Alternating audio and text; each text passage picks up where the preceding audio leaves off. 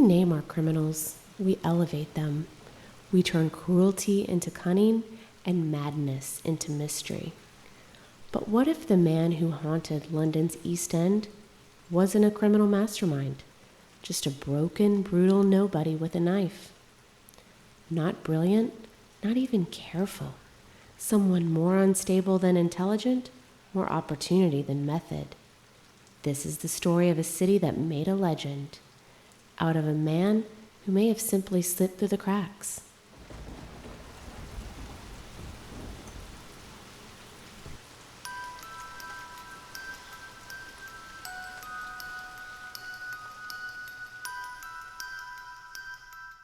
Welcome to the House of Six, where history, mystery, and mayhem meets marital discord. I'm Jen. I'm Jared. You ready? Why not? Let's go for it. Okay. Do you have any idea what I'm going to tell you about today? I don't, which is part of this, right? I come into this blind. Yeah. If you were to take a wild stab, like just guess, out of all the crimes in history and mystery, what would you think I would choose? Jack the Ripper. Was that nailed it? You cheated. I didn't cheat. I just know you. That's why we're here, right? Oh, there's a desk there. How did you know? I didn't. That's totally what I picked. Okay. Because it is history's true crime mystery. Yeah. Like, it is You're a big fan. the one. I'm not a fan of any Ripper. There you go. Bad. That's bad news bears. But it's the quintessential crime of all the centuries, of a killer. Sorry, I'm not supposed to say that word. Of a dude that did all the bad things and never got caught and disappeared into frickin' fog. Yeah. So, I promise that I won't guess correctly every single time we do this. We're on right. We're just getting off the ground here, and I feel like I've just yanked the rug out from under your feet. Yeah. But I didn't. So, yeah, like I was because on the it's tip still- of the right. stairs. You yanked the rug out. I fell down the stairs. But as we know, I'm still not perfect at knowing all the details, right? Very much in the dark. Okay. So let's get started. Okay. So let's go back to 1888. All right. It's London, East End, Whitechapel. London in this day and age was the richest city on earth at the time. However, the East End, Whitechapel area was filled with slums, some crime, not a whole lot of murder, especially of women, but there was disease, a lot of anti-Semitism. There was a lot of immigration into the city at this point in time, and it just all divulged into a big old cesspool of mess. Okay. Both rich and poor, though. Not on the East End. Whitechapel Okay. was primarily slums. Got it. Poor houses, lodging houses at the time, which is where a lot of people lived. It was pay by night sort of situation where they would be lucky to get a bed to sleep in. It was awful. It was really nasty. It's time to meet the maniac. Okay. Ready. Of Jack the Ripper. So I'm gonna set the scene a little bit and give some historical context because this is really important to this entire case. Most of this occurs between August and November of 1888, which otherwise became known as the Autumn of Terror. Women in this time period and in Whitechapel, many of them were abandoned, widowed, or just out of work. Work was very difficult to find at this point in time. So there was very few opportunities for them. And many of them turned to sex work because it was literally their only option. This was a necessity. It was the only way to survive. And on top of this, many of them resorted to drinking and alcoholism because it was the only way to cope with their horrifying their lives. It sucked. Okay. It was awful. All of the women that were attacked were either known sex workers and alcoholics, or they were very closely associated with those things. But this was just the way it was.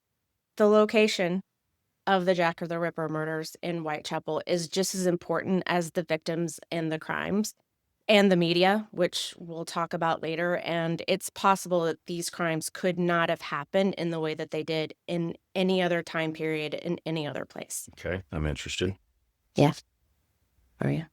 A little bit of background. There were 2 murders before we get into the ones we're going to talk about now, and there were 4 others that happened afterwards. But we're only going to cover the 5 murders that are called the Canonical Five. I don't know why it's called that, because canonical makes me think oddly of like the Pope. Okay. Didn't see that, but okay. Doesn't that sound like a popey kind of word? It does, but just, yeah. The Canonical Five are the 5 we're going to talk about today. We'll talk about the others in bonus content. The Canonical Five. We're going to start on August 31st, 1888. Marianne Nichols, also known as Polly, so we're going to call her Polly, was a 43-year-old woman, a heavy drinker, previously married, but her marriage broke apart and she was fired for stealing from her employer. She had recently been turned out from a lodging house for lack of funds. Her body was found in Buck's Row with her throat slashed twice, deep abdominal wounds, and her intestines were taken out and draped over her shoulder. I'm going to get squeamish when I talk about, I'm going to not go too far into the details because this is some icky stuff. Right. I also absolutely refuse to reference crime scene photos that show bodies because I think that's gross. I don't even like to look at them. I vaguely got forced into looking at some because they show up on documentaries. Right. But even when I reference pictures of the victims, I will not show that kind of stuff. Oh, I forgot my slideshow presentation. I made a slideshow that he can see on the on a monitor. This is Whitechapel. Gotcha. So you just look at the excellent people. Yep. I'll reference them in the show notes. Yep. At the map. All right. So these are the women that we're talking about. Okay. All right. So, yeah. So sorry for the squeamishness, but I can't help myself. She was found with her intestines draped over her shoulder, which feels like a choice. It's a move to make make yourself stand out anyway. So originally the police linked this murder with the 2 that had happened prior, but later examination of the case by the police at the time and experts later led them to believe that her death was the first confirmed Jack the Ripper murder due to the MO. One could argue, and I'm referencing previous knowledge from watching documentaries, which makes me an expert. Yes. Or what do they call it? A Monday morning quarterback. Okay. That's what I am right now. Most serial killers have like a ramp up. They don't just start with their MO. Right. They start with other things. Most people probably don't start, if you were going to be this type of person or that needed to take care of other people, you wouldn't start by removing intestines and throwing it over your, their shoulders either. Yeah. It's like from, 0 to 100 real quick. I don't think that happens. Yeah. I've never been a serial slayer. Yeah. But I don't. Anyways. And since we don't know who it is, then, spoiler. They never caught him. Right. All right. So anyways, one could argue that this is likely not his first victim. I digress. Next, we have Annie Chapman on September 8th, 1888. So it's only been 8 days since the last. Annie Chapman was 47. She had a long history of alcoholism. She was separated from her husband, relied on casual sex work to get by. And the night of her murder, she had been looking for pay for her nightly lodging because she had been kicked out for not having funds. And that night, she was seen with a middle-aged man of average height, described as shabby genteel. Okay. What that Yeah, I means? was going to say, can you, elaborate on that look? My brain goes to shabby chic, Right. but that's not. I believe he was probably nicely dressed, but clothes that had gone a little, they were old, Okay. but nice. Okay. Once had been nice, no longer. Gotcha. He wore the shit out of those clothes. Annie was found in the backyard of 29 Hanbury Street with her throat cut deeply, abdomen slashed open, and her uterus had been removed and was no longer at the scene. Her body was still warm when found, suggesting that the perpetrator was nearly caught in the act. I think this is just supposition because also it's 1888. I don't think coroners are down on body temperature and how long it's been since. Probably a very wide range of what that 30 time minutes scale. to 14 hours. Exactly. Yes. But if she was warm. All right. So that was Annie Chapman. Moving on to the double event.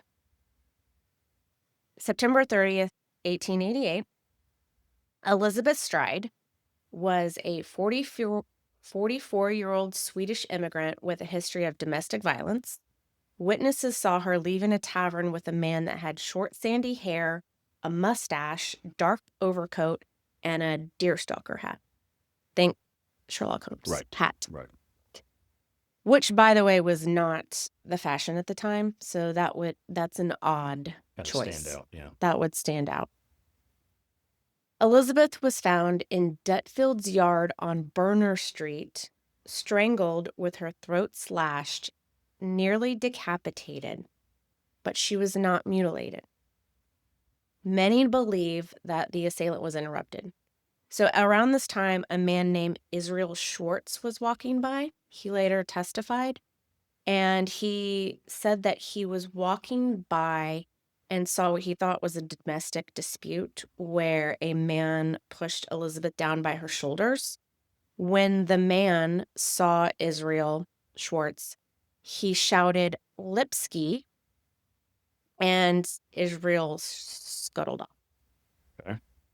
Lipski is a slur that was used at the time. The year previous to this, a man named Israel Lipski was tried, convicted, and executed for murder. He was a Jewish man, and this stirred up a lot of sentiment at the time, some anti-Semitism that was caused by it's caused by racism. But there was an influx of Jewish population at this time in London, and a murderer that is also considered a person that they don't want there is Lipski was used as a slur against Jewish people. So it's possible that whomever did these crimes saw a Jewish man and shouted a Jewish slur at him. Okay, understood. The same night, Catherine Eddowes was found. Eddowes, who also used the alias Marianne Kelly, she was 46, a former domestic servant who was fired for stealing. That night, she was arrested for drunkenness and taken to jail and later released from jail around 1 a.m. Instead of heading towards her lodgings, she went towards Mitre Square. Mitre Square at the time had a police, what am I want to say? Patrol that would make a circuit every 15 minutes. And somebody around the time saw Eddowes with a man that had fair but ruddy complexion. Is it Rudy or Ruddy? Rudy? Ruddy. And Rudy was a really good movie, but that's different. That is not the same. Not It the same. was a good movie, but a different topic. Understood. I'm going to go with Rudy complexion. Okay. Shabby appearance, mustache, red scarf, and a peaked hat. Eddowes was found with her throat slashed, facial mutilation, her kidney and uterus were removed. This was the most graphically mutilated body seen publicly, probably ever. I mean, this maybe not ever, but in this time period. And it was deeply shocking to the public. Catherine Eddowes' apron was found nearby that same night, and it was below some graffiti that had been written on the wall in chalk. I was going to say in blood. Okay. That would have been on brand for Jack right, the Ripper. right. But I think, any event, it read, "The Jews are the men that will not be blamed for nothing." I'm going to be honest, I don't even know what that means. First of all, there's a double negative in there. Yeah. Secondly, they spelled Jews Juwes. Okay. Could have been an uneducated graffiti person. Oh, that's an interesting. Extremely uneducated. Yeah. Many believe that it was not written by the perpetrator. Some believe it was meant to scapegoat the local Jewish community. And unfortunately, we don't have any proof or anything related to this anymore because Sir Charles Warren, the commissioner of the Metropolitan Police, ordered that it be erased. Okay. Yes. He was worried that if anybody saw it, it would cause riots and mayhem. Additional issues. Yeah. Okay. So that is the double event. Next, we have Mary Jane Kelly on November 9th, 1888. Kelly was around 25, Irish, and a really weird coincidence with this is that Marianne Kelly lived in the same place that Annie Chapman lived at the time of her death. Right. It's not where Annie Chapman was found, but it is where she lived at the time. So that's really strange. Sounds like a really bad place to live. Well, unfortunately, that is where what's available. It was where Kelly was found. She was the only victim that was found inside. All of the others were found outside. So Marianne Kelly was seen that night with a Jewish-looking man with a soft felt hat, a long dark coat, kid gloves, and holding a package. Her place of residence was 13 Miller's Court, and she was found by a landlord's agent that was there to collect rent for the month. This one's bad. Her face was slashed to complete disfigurement. Like you couldn't even tell who she was. Her thighs were slashed down to the bone. She was mutilated beyond recognition. Her breasts were cut off, and they, along with her organs, were displayed around the room. Wow.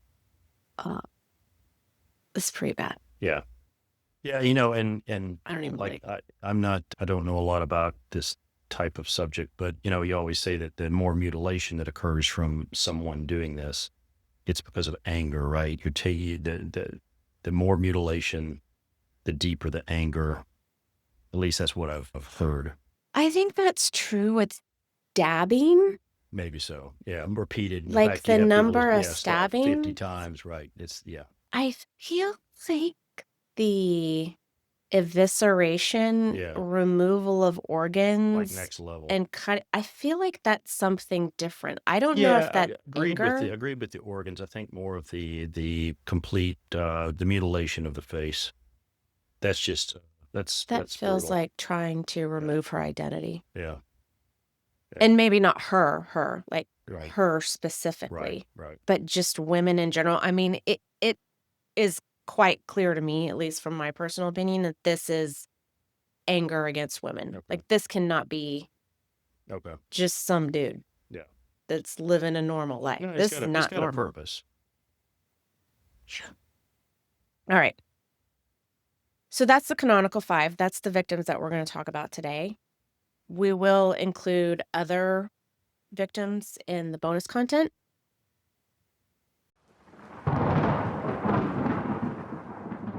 Let's talk about the police activities and investigation and a little bit about how everything was handled.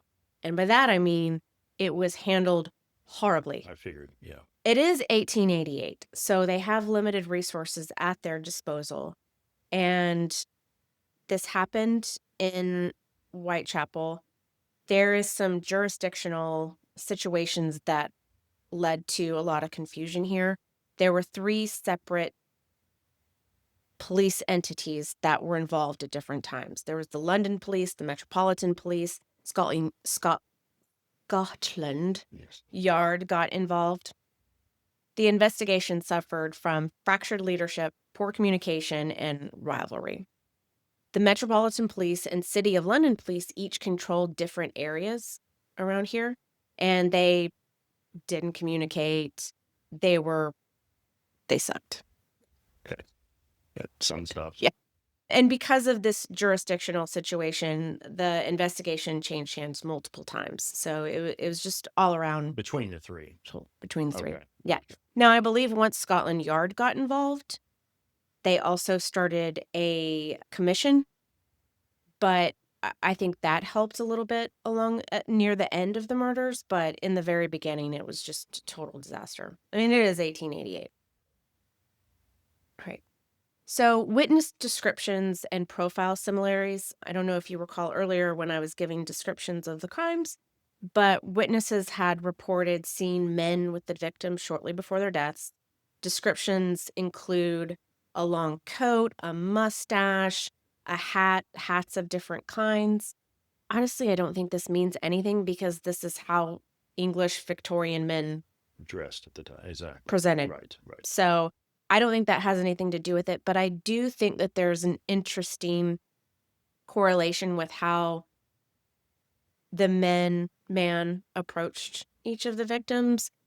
To be fair, they were known sex workers. It makes sense that there was some solicitation activity going on, but clearly he put them at ease. Nobody heard anything, or with Israel Schwartz, he thought it was a domestic disturbance kind of thing, but so you're just saying there's a lot of trust there between there was at least some level of trust where he could get them into a position where he could murder them quietly, because all of these except for Mary Jane Kelly were outside in the open. One, police were patrolling often in the Whitechapel area. Mitre Square, they were making a circuit every 15 minutes. So he must have been doing something to gain some sort of trust before he gained control. They were doing something to gain trust. Yeah.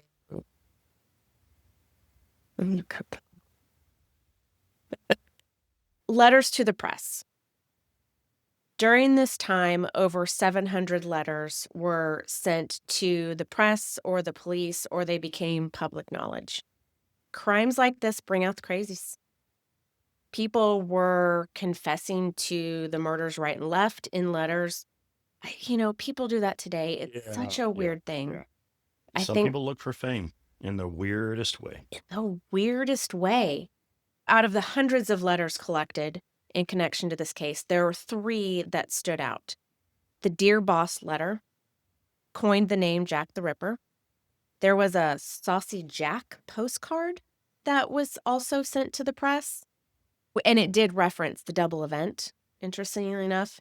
And then there is the From Hell letter that was delivered with half of a kidney. Okay. Now, despite that, all of them are probably hoaxes that were driven by the press. Many people believe that a journalist sent them. The first 2 letters, the Dear Boss and the Saucy Jack postcard, were sent to the press, while the From Hell letter was sent to the police. Oh. Now, it did have a kidney with it, Creativity. half a kidney. Creativity at its best. The public knew about the kidney, though. Right. So, and they couldn't determine at the time where that kidney came from. It was a human. Okay, that was going to be my next question. It was human. They could tell that in 1888, but it also could have come from a lab, from a school, from a morgue. Right. That's what It could have been. I'm pretty sure in 1888, I could go to 1888 right now and break into a morgue and steal a kidney. Fair game. So, we'll talk about the letters and the bonus content because they are involved. Okay. All right. All right. So let's this is the exciting part for me. The forensics. This is where all the action is. All right. So let's talk about forensics of 1888. Do you have any idea what they had at the time? Oh gosh, that's what I was thinking about. How, like a brush and a brush? and what are they gonna do with that? I don't know, but like an archaeologist? Yeah, just brushing around, in blood? Yeah, yes, and a couple of pads of paper. They did that. Good old ink pen, and not much is my point. That's true. So they had visual examinations. They did have autopsies. Right. And they had eyewitness testimony. Not much. Nope. Fingerprinting was introduced in 1901. Thank you, because that came to mind, but I didn't think it was there yet. Nearly 2 decades away. Right. DNA testing. Pretty far. It's way off. Yeah. Blood testing also discovered in 1901. Okay. They didn't have any of that. 2 big discoveries in 1901, like really rocking out the what it takes to become a good investigator. One could argue that the Jack the Ripper case spurred, that's something different, spurred some innovation. Okay. One could argue that. In fact, the first criminal profile was in the Jack the Ripper case. We're going to talk about that a little bit later. The first formal criminal profile that was written down and documented is from the Jack the Ripper case. But no crime scene photography, even though photography existed at the time. No idea why they did think to do this. Yeah, that's kind of that they wouldn't think of that. And even moreover, in crimes like this, the bodies were removed immediately and the scenes were washed. They were splashed down with water to get the blood out immediately. There was no type of sketching or photography of the scene. very odd. Yeah, very odd. And then there really was no evidence collection, again, because they removed the body and washed it down. Although even if they did collect evidence, I don't know what they would do with that. Forensics at the time were incredibly, incredibly limited. We're going to talk theories. Okay. Who do we think it is? Who do you think it is? Oh, that's really we're just opening it up. Oh. Think 1888. Who was alive then? Oh gosh, that's you can't ask me that. That's not. You can't do that. All right. So we got there are actually quite a few suspects that have been brought up over time. In the main here, we're going to talk about 2. Okay. We're going to talk about the 2 most likely, the most probable that it could possibly be. So we got 2. We have John Montague Druitt. Look at this dapper motherfucker. Ooh, well, that's a butt part, though. Oh my God. His hair is parted down the middle. Significantly. John Montague Druitt, very, very dapper. He was a barrister and a teacher because, of course, this guy is.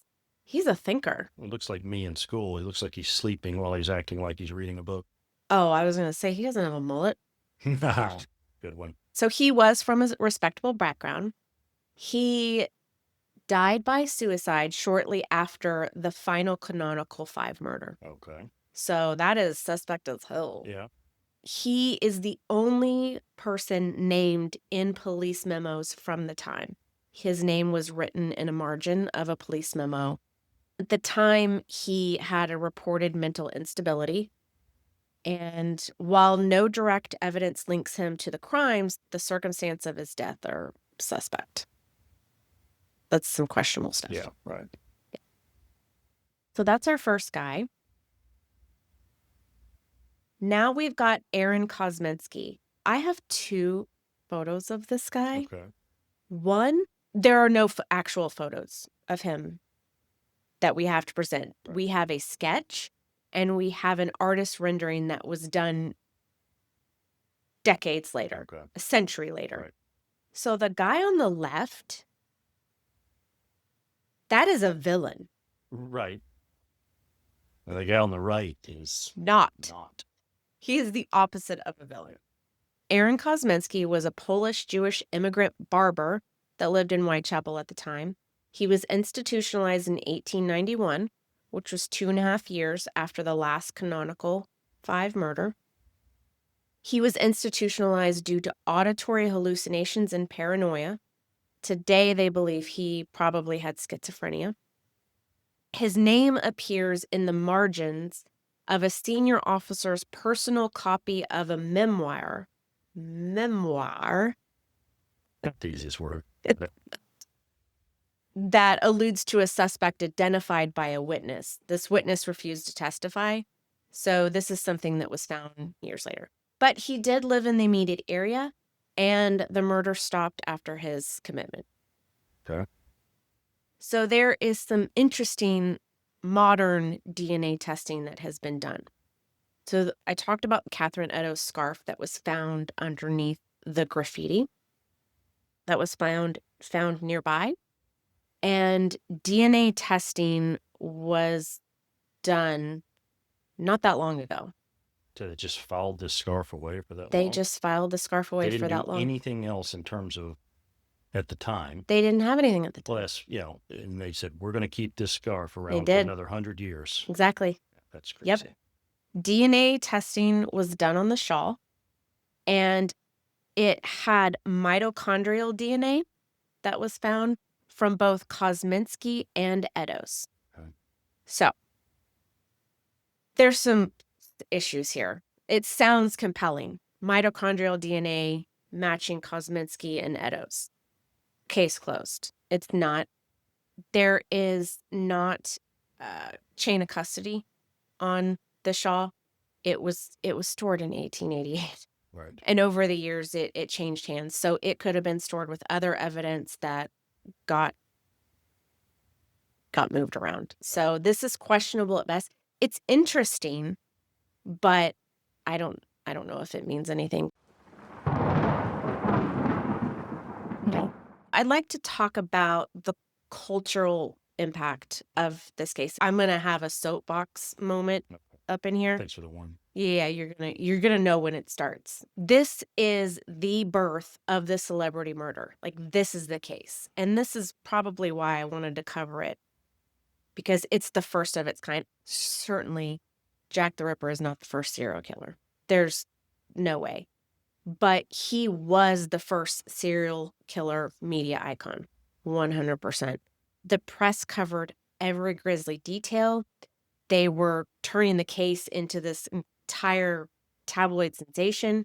And for the first time in history, the public followed along as a lunatic went on a complete rampage in the city. Yeah.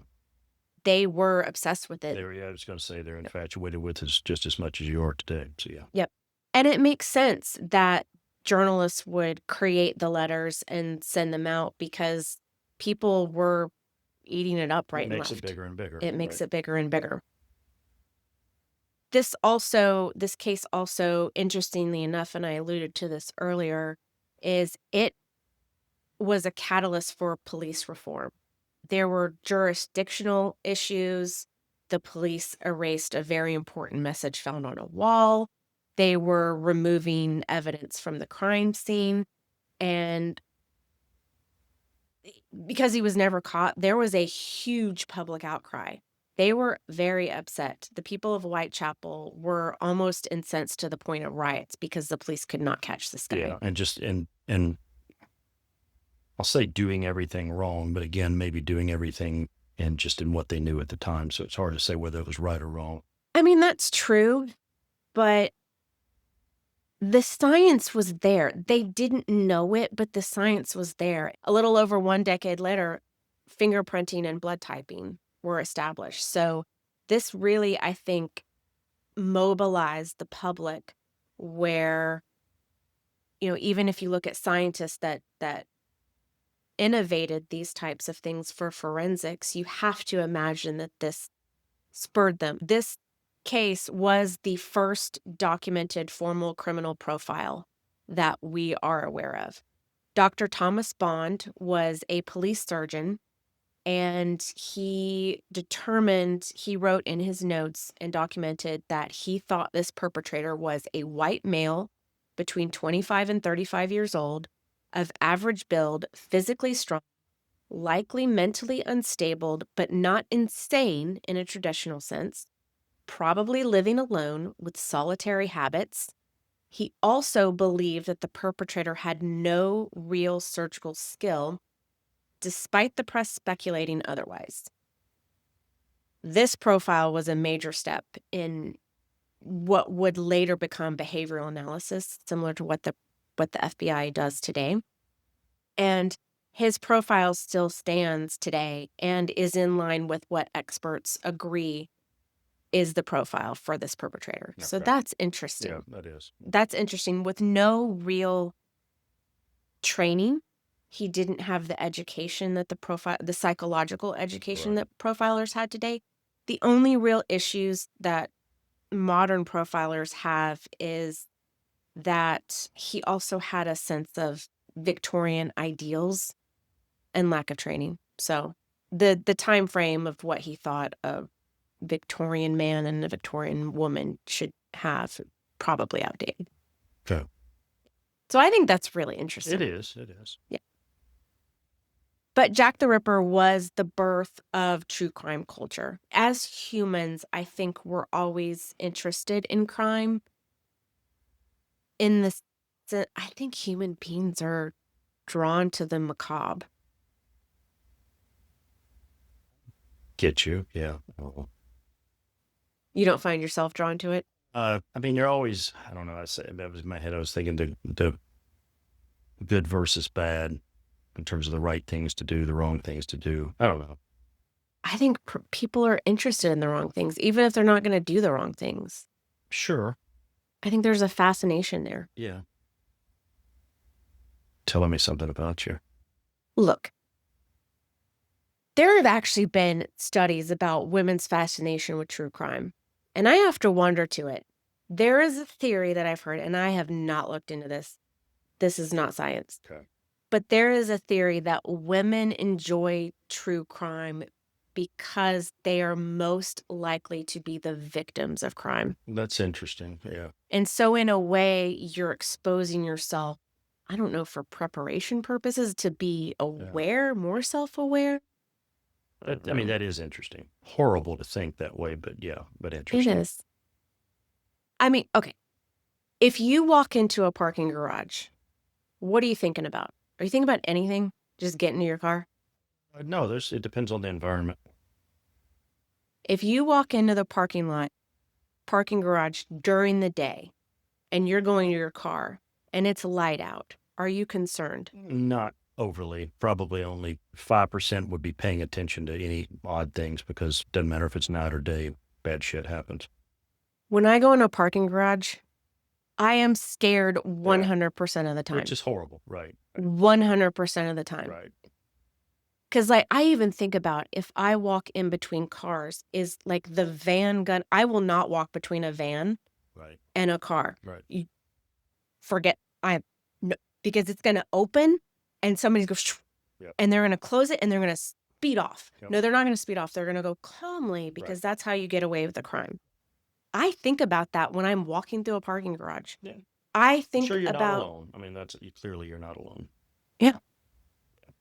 That's I am always scared in a parking garage. It's unfortunate, and then it's good that you're paying attention about that. Sure. Overall, it's unfortunate. Yeah. I can guarantee you every woman would say the same thing. Right. Any self-aware woman would say the same thing. This also speaks to just the enduring sense of sensationalism.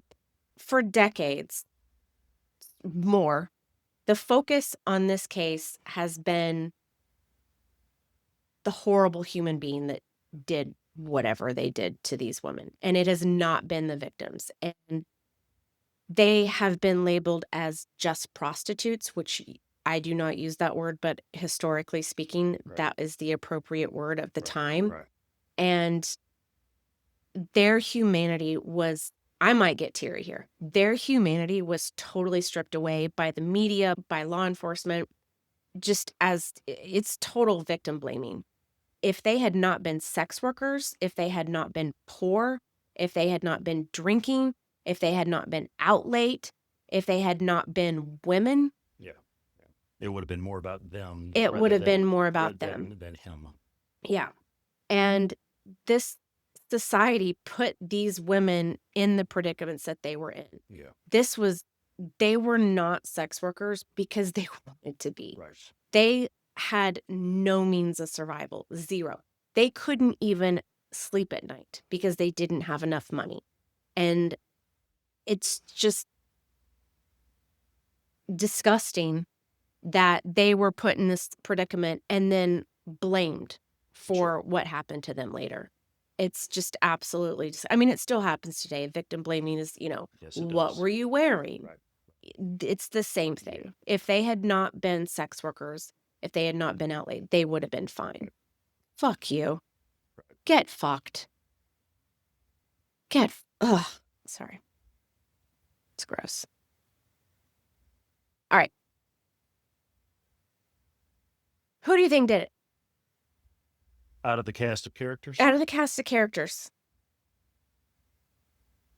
The two most likely are Montague John Druitt and Aaron Kosminski. Okay.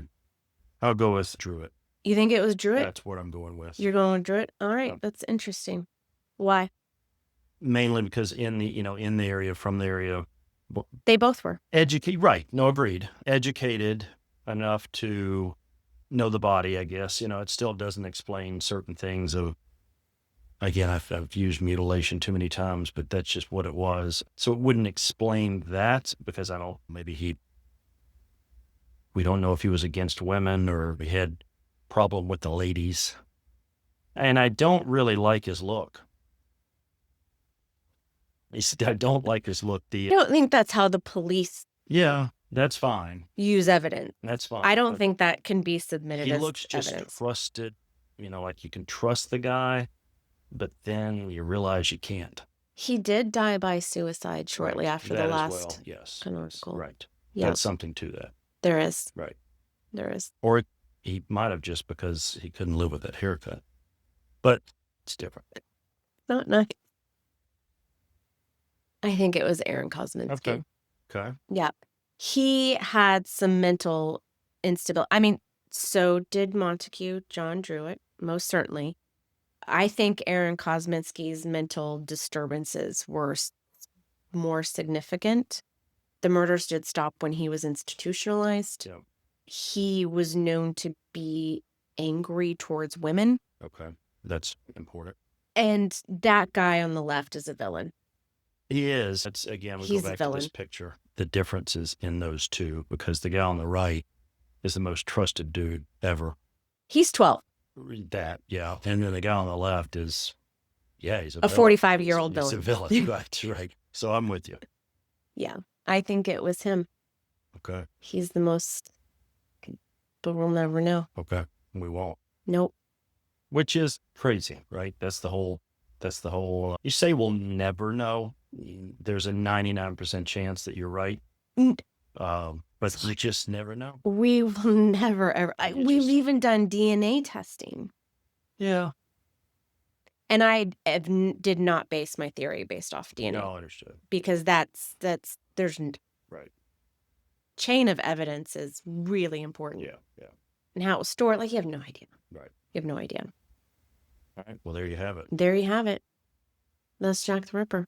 It's Jack the Ripper. Yep. We made it through the first podcast. We're working out our vibe here. Yeah. Yeah, it's a little shaky. It's a little shaky. Maybe I started it off incorrectly when I nailed the fact that we were going to talk about Jack the Ripper when I really had no idea. I just had a gut feeling because, again, I've known you for a few years now. A minute, yeah. So I know you. So, Yeah. you know. But yeah, we'll find our groove, and hopefully everybody will stick with us while we find that groove. Yep. Yep. You can get more comfortable talking about murdery things. Right. Yep. All right. Well, we're going to wrap up. Did you have fun? Yeah. Yeah. I just got to get my groove going. So, yeah, understood. Yeah. Well, I enjoyed it. Thanks. All right. We'll do it again next time. All right, we'll do it. All right. Bye.